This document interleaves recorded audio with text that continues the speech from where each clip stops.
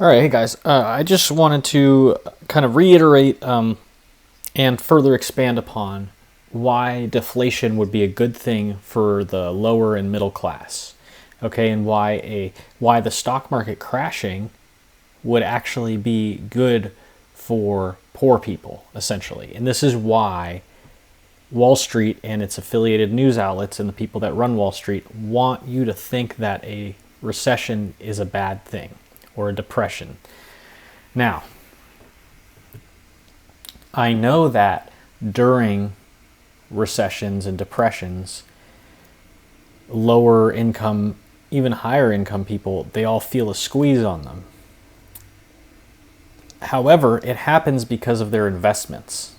When the valuation of their investments crashes during a recession or a depression, they lose value because they're storing their wealth in assets that are pumped up by inflation, as well as good earnings. If you are an average person living paycheck to paycheck, and there is a depression or a recession, you actually are getting richer, because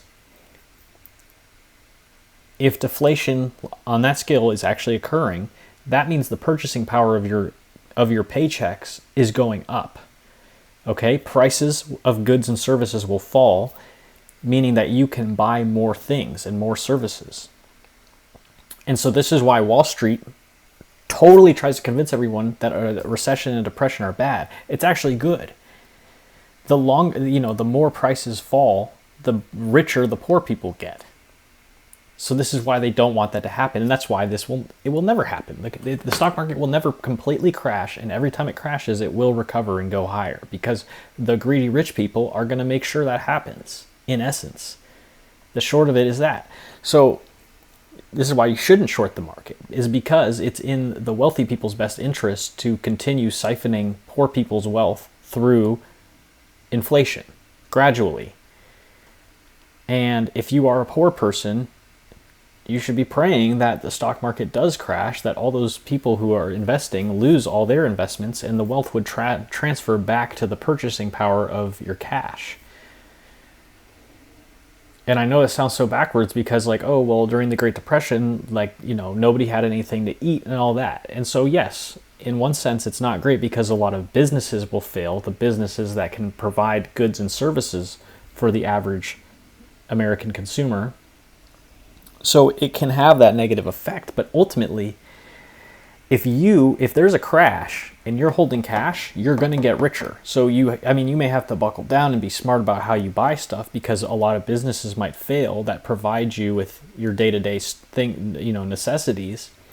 But if you can find the places to acquire your day-to-day necessities, you will find yourself actually living like a king during a depression if you sit on cash. Now, you shouldn't sit on cash. So unless you can see a recession or depression coming, you shouldn't really be sitting on cash. If you can see one coming, find a high yield savings account, park your cash in it, watch the purchasing power, go up for, it doesn't last long, a year usually at most.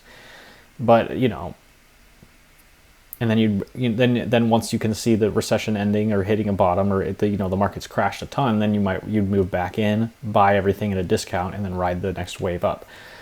But yeah, recessions are not bad for the average American consumer. It's bad for businesses that are that take people's money and that get pumped. Their valuations get pumped up by inflation.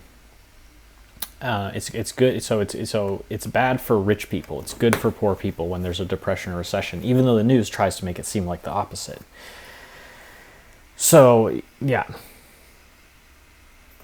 just be aware of that and think about that.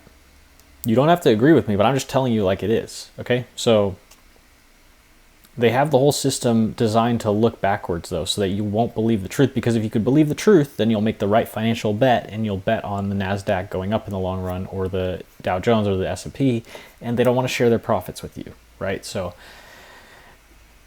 yeah.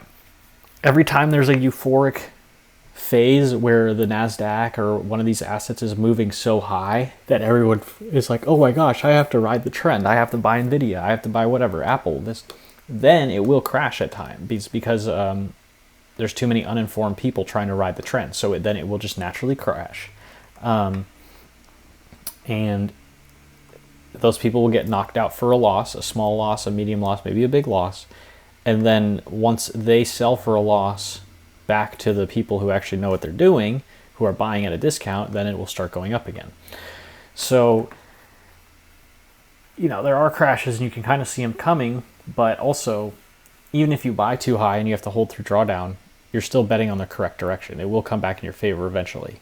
And so just dollar cost average as it goes lower, and you will make a lot of money in the long run. Okay, so anyway, take care, guys. See you next time.